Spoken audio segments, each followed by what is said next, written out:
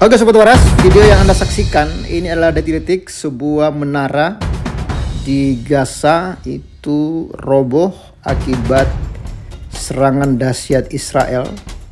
Ini menunjukkan sebuah kemajuan pesat di mana Israel sangat-sangat serius akan menguasai Gaza karena Hamas rupanya menolak syarat-syarat yang diberikan oleh Israel untuk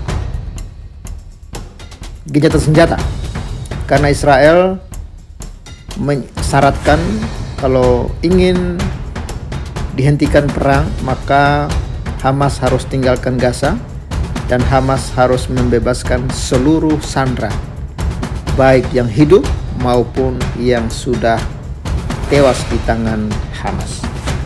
Ya, karena Hamas masih keras kepala dan tidak mau setuju dengan syarat-syarat yang Israel sudah tetapkan, makanya Israel terus melancarkan serangan mereka tanpa ampun. Dan sebelum mereka menyerang, seperti biasa Israel sudah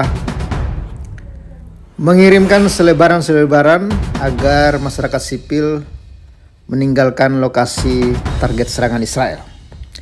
Dan kita akan bahas informasi ini. Bagi Sobat Waras yang belum subscribe, bantu di subscribe agar kawan-kawan bisa terus memantau perkembangan terbaru melalui channel ini. Dan Sobat Waras yang rindu untuk menabur, mendukung pelayanan Pavili Persan, Anda bisa support kami melalui nomor rekening yang ada di layar kaca. Terima kasih, Tuhan Yesus memberkati. Ini detik-detik menara di Gaza dibom Israel terekam. Kabarnya ada 40 orang yang sudah tewas.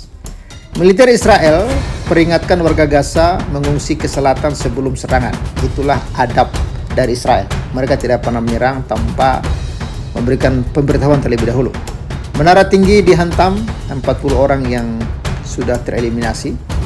Israel mengklaim mereka sudah menguasai sekitar 80% jalur Gaza.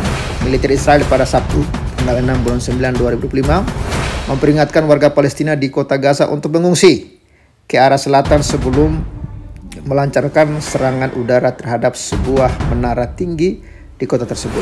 Serangan ini dilakukan seiring pasukan Israel bergerak semakin dalam ke wilayah perkotaan tersebut.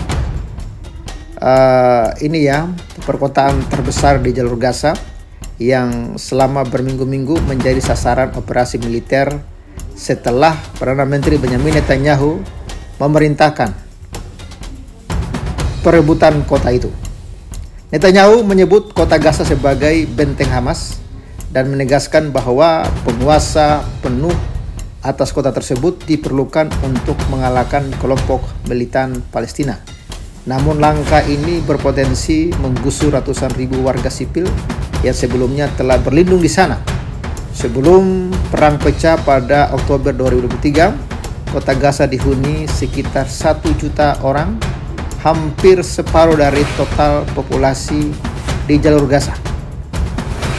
Juru bicara militer Israel, Avichai Andrea, melalui akun X meminta warga segera meninggalkan kota Gaza dan menuju Khan Yunis di selatan yang ditetapkan sebagai zona kemanusiaan.